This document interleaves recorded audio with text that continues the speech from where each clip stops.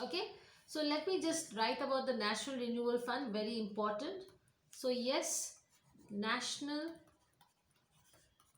Renewal Fund. Okay, so it was established in 1992. And why was it established? To provide a social safety net for workers affected by industrial restructuring. Okay, now as various enterprises both in the public and the private sectors undertake a restructuring process, workers would need to focus on retraining, then redeployment. If suppose employment is over, they are shifted to some other department, then there must be skill upgradation and other kinds of employment counseling should happen. So that is called as industrial restructuring. Now, what was the intention? So, the intention was there behind the NRF. So, it was basically to provide compensation to the workers who would be affected by industrial restructure. So, even you can pay them by voluntary requirement, voluntary retirement, you pay them a lump sum amount. So, that is something like a compensation. And also, the intention was to assist such workers or help such workers in retraining and redeployment. Okay, and also to provide resources for employment generation in areas which are affected by industrial restructuring. It also had provision for compensating workers who opt to take voluntary retirement, which I already told you, from existing public sector enterprises. There was that option also, which was very good. Okay, and yes, apart from that, there was greater autonomy to public enterprises. So in the statement of the industrial policy, a commitment has to be made to provide greater autonomy, so that complete independence is given to the public enterprises to strengthening the memorandum of understanding system, and also by providing greater professional expertise should be there in the boards of these enterprises, so they can take the decision and they should know each and every department what they are handling. Okay, now come to the next section of it. As we will talk about is the categories of, we will also talk about is the disinvestment policy, which is very, very important. Okay, so yes, we will talk about is the disinvestment program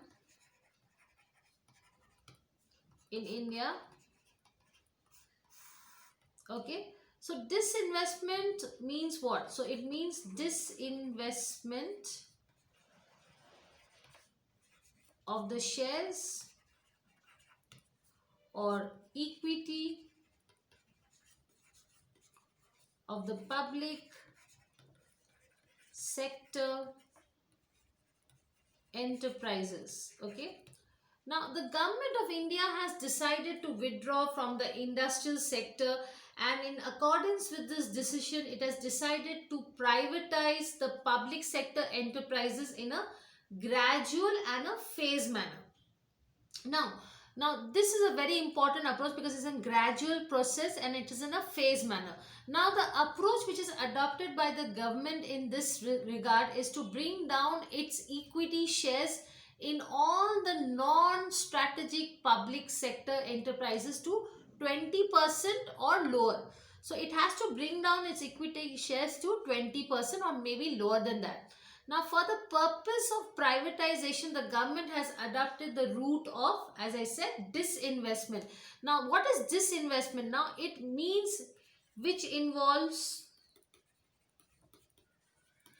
the sale of public sector equity to the private sector. Okay, so in the first round of disinvestment, it was decided to offer a randomly structured portfolio of shares, which is reserved, and what is the valuation. So everything was given detail. Okay, So on this was given that the government is going to keep a stock in the stock market, that this is the amount a private person can come and directly start buying the shares from the government. Now financial institutions and mutual funds were offered the opportunity to even do an auction or bid, for the bundles. Now later this bidding process, like, when you're auctioning, so you bid, you ask, like, okay, whoever is the highest bidder, he gets the stocks. So later this bidding process was, opened up to foreign institutional investors and to public at large, with the, with a certain minimum bid, that this is the amount of bid you start, okay, and you can go further. So the minimum, say, it starts with 150 and you can exceed till whatever amount is the last bidding. Now almost all the bidding so far has been done by the financial institutions or mutual funds, okay. Now there has been a lot of controversies regarding the prices and that disinvestment, why is it sold through auction process, okay. Now the government, now this is a very important point. So the government, has decided to permit up to 49% disinvestment of equity, so that the government would continue to hold 51%. Now, a firm is legally regarded as a public sector firm if the government holds more than 50% of the equity. Now, a company so classified is then subject to all the rules and the regulation, procedures, etc., which is connected with the government ownership. So, thus, a firm in which the government ownership goes below 50%, then it becomes a private sector. So private sector start dominating and they dominate the shareholding. Now one criticism of the disinvestment process has been that, it has been essentially been as a resource raising exercise for the government. And secondly, that, to reduce the government holdings to 51%, that also is not right, okay. So there's a lack of clarity, like there's no clarity, not a clear picture that, what are the future corporate plans and what are the prospects of these enterprises, okay. So now what are the types of disinvestment methods in India? So we will study about that. So let me clear this. So as I said, there is an announcement of eventual disinvestment of greater than 50%, 51% is not yet announced here, but yes, maybe in the near future they will announce. But as of now, 51% and above is a government enterprise, and below that the private holdings are sharing the public sector units, okay. Now we will talk about the types of disinvestment methods in India. So yes, types of disinvestment methods in India, okay. So the method is followed in India from time to time, and the method involves the sale of public sector equity to the private sector and the public at large. So even the publics can come and they can buy. So what are the methods? Now, primarily there are three different approaches to disinvestment from the sellers, that is the government's perspective, okay. So the first one is minority disinvestment. So this is one such that, at the end of it, the government retains or keeps a majority stake in the company, okay, and typically it should be more than 51%, okay. So remember this. So if it is more than 51%, then it ensures, what does it ensure? A management control, Okay, so this is called as minority. Now, historically, minority stakes have been either auctioned to institutions or they have given to offer for sale. Okay, now the present government has made a policy statement that all disinvestments would, only be minority disinvestment via the public offers. Okay, so examples of minority sales via auctioning is, if you go back in the mid 90s also, some of the companies, let me tell you, which were done the bidding through, public auctions. Let me tell you the name of the companies. Okay, so the first name of the company was Andrew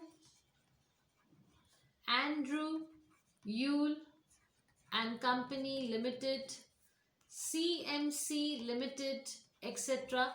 So examples of minority sales via offer for sales. Okay, so these were the examples of, minority sales via auctioning.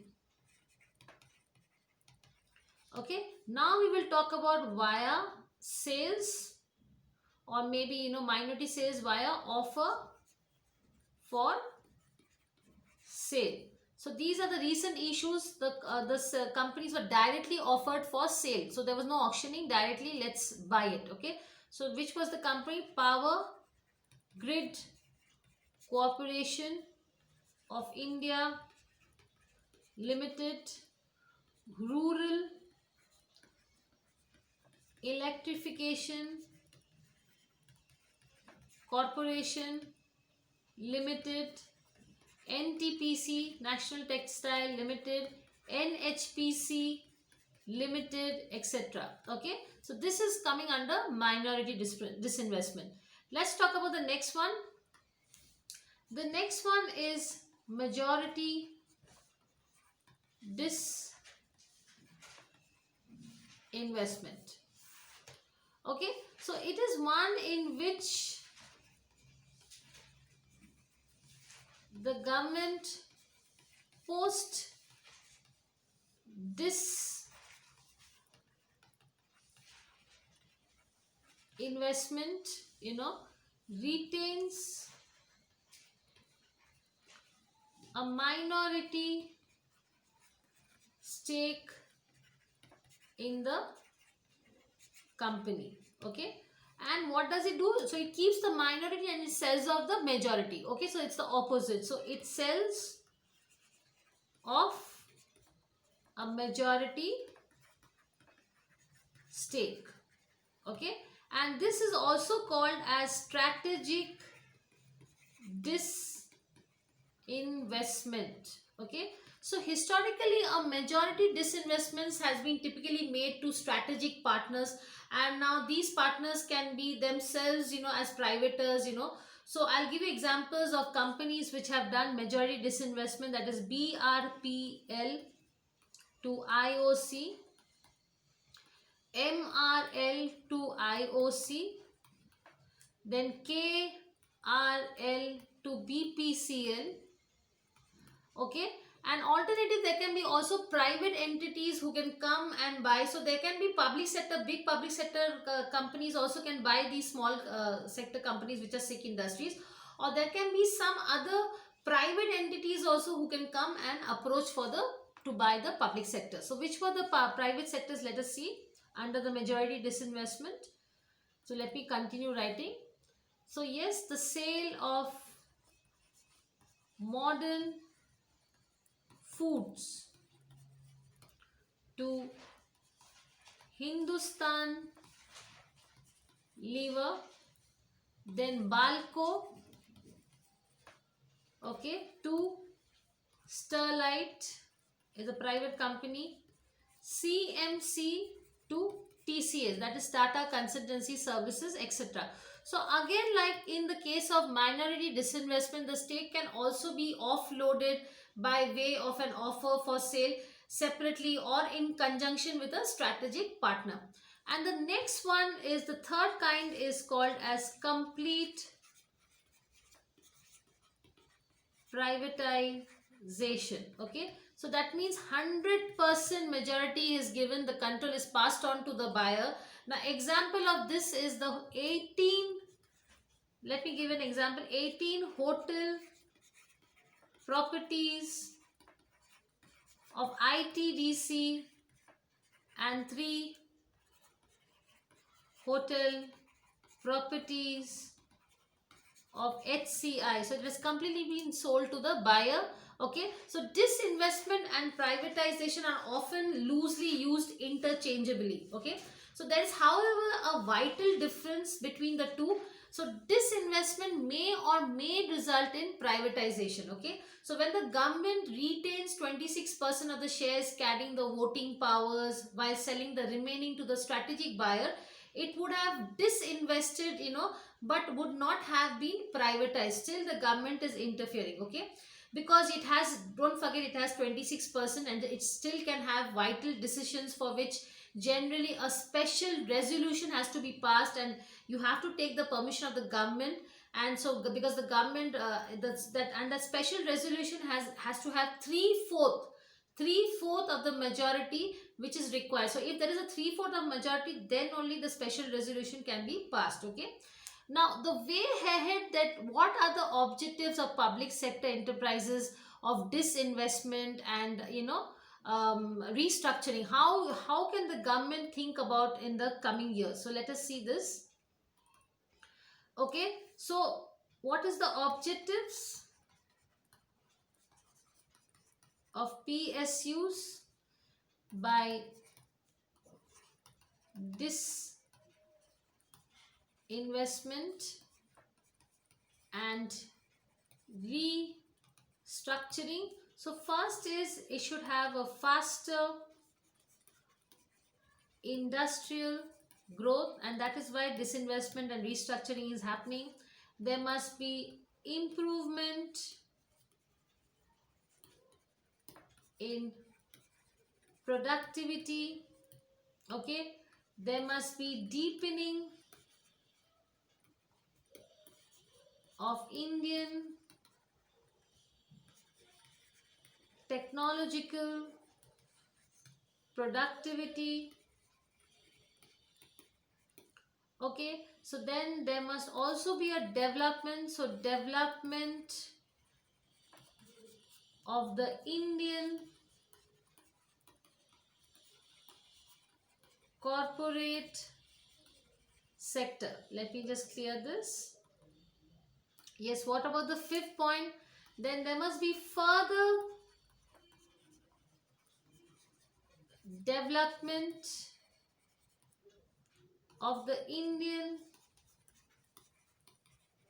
capital market. Okay, there must also be fiscal, you remember fiscal, monetary and fiscal policy. So fiscal restructuring. Okay, there must be freeing, so everything should be freeing of public resources for investment in public goods such as basic health and education.